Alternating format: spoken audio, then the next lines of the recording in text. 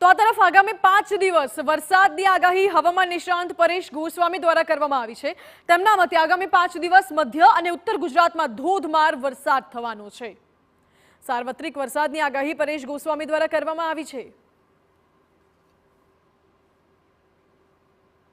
16 જુલાઈ 2024 થી લઈને 20 જુલાઈ 2024 દરમિયાન રાજ્યના અનેક વિસ્તારોની અંદર ભારેથી અતિભારે વરસાદની શક્યતાઓ છે। તો અમુક જિલ્લાની અંદર અતિ તીવ્રતા સાથે 15 ઇંચ આસપાસના પણ વરસાદ નોંધાય તેવી શક્યતાઓ હાલ દેખાઈ રહી છે।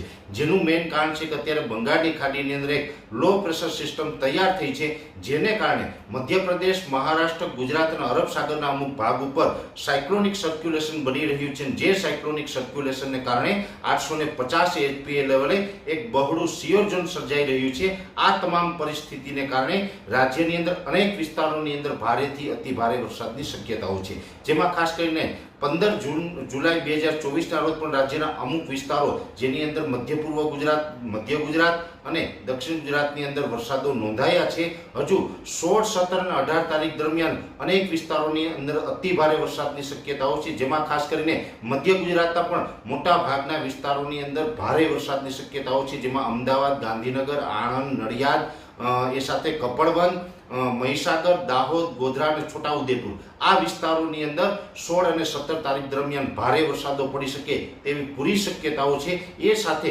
16, 17 અને 18 તારીખ આમ 3 દિવસ સુધી દક્ષિણ ગુજરાતના સુરત, વલસાડ, નવસારી અને ડાંગ જિલ્લામાં પણ અતિ તીવ્રતા સાથે ભારે વરસાદ પડે તેવું એક અનુમાન છે। અને સૌરાષ્ટ્રની અંદર જામનગર, દ્વારકા, પોરબંદર, ગીર સોમનાથ, જૂનાગઢ અને અમરેલીના અમુક ભાગો છે, જેમાં પણ અતિ ભારે વરસાદ થઈ શકે છે, જેમાં ખાસ કરીને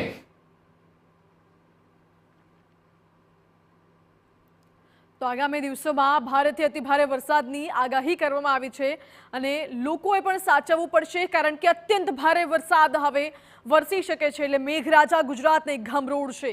વરસાદ હવે વિકરાળ સ્વરૂપ લેશે અને આગામી સમયમાં ભારેથી અતિભારે વરસાદ વરસવાની આગાહી હવામાન નિષ્ણાંત દ્વારા કરવામાં આવી છે।